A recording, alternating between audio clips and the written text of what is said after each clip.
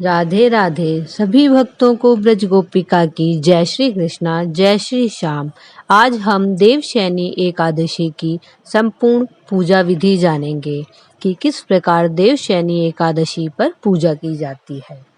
देवशयनी एकादशी को साल की बड़ी एकादशियों में माना जाता है, जो आषाढ़ मास के शुक्ल पक्ष की एकादशी व्रत का मुख्य उद्देश्य है कि भगवान श्री कृष्ण के प्रति प्रेम भक्ति विकसित करना।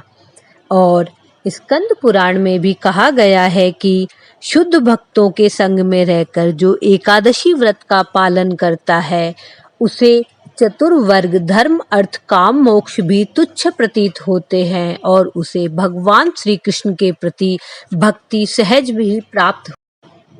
तो आइए अब हम एकादशी की पूजा शुरू करते हैं और उसके बाद हम देवशयनी एकादशी का महात्म जानेंगे। तो सबसे पहले हम चौकी या पाटे को साफ करेंगे गंगा जल से। हमने एक नई बड़ी चौकी मंगाई है, उस पे अपने गोपाल जी को हम विराजमान करेंगे। तो उस पे पहले गंगा जल छिड़क के उसे पवित्र किया। और ये जो चंदन है ये हम वृंदावन से लेके आए थे। वृंदावन में हमने अनेक प्राचीन मंदिरों के दर्शन करे हैं, उसके भी हम आपको दर्शन कराएंगे बाद में। और इससे हम स्वास्तिक बनाएंगे। पहले इस चौकी पर सबसे पहले स्वास्तिक बनाएंगे। हमने अपने लड्डू गोपाल को पंचामृत से स्नान करा के नए वस्त्र धारण करा दिए हैं। और ये जो वैजंती माला पहनी हुई है ये भी हम वृंदावन से लेके आए थे।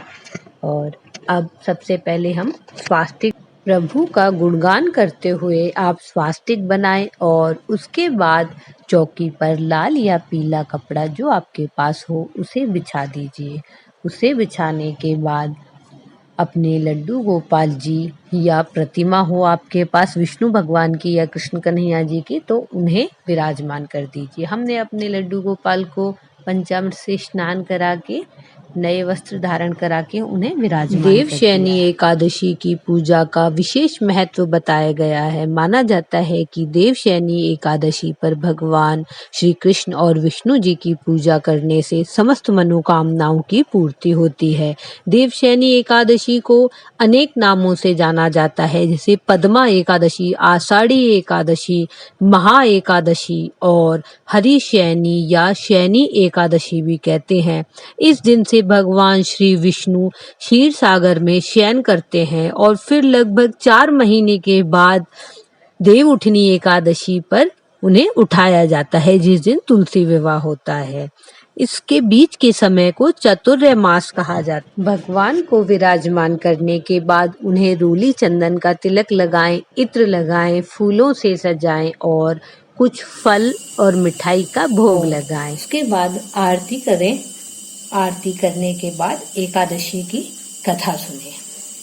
बोलिए कृष्ण कन्हैया लाल की जय, एकादशी माता की जय, विष्णु भगवान की जय। जय श्री कृष्ण। एकादशी का व्रत रखने से जाने अनजाने में किए गए पापों का नाश होता है और इस दिन भगवान की विधि विधान से पूजा करने से मोक्ष की प्राप्ति होती है। समस्त मनोकामनाएं भी पूर्ण होती हैं। भगवान इस दिन शयन के लिए जाते हैं, सो इस दिन भगवान की पूजा का बहुत महत्व होता है। इस दिन भगवान का अभिषेक करना बहुत शुभ होता है। भगवान श्री विष्णु जी और श्री कृष्ण कन्हैया गोपाल जी को पंचामृत से स्नान अवश्य कराना चाहिए और उन्हें नए वस्त्र धारण कराना ही चाहिए। नए नए अनेक फूलों से उन्हें सजाना चाहिए।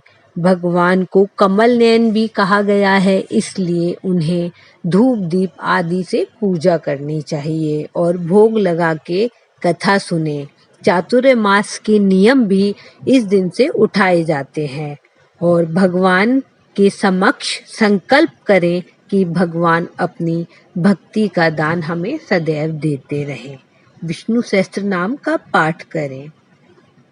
जय श्री राधे।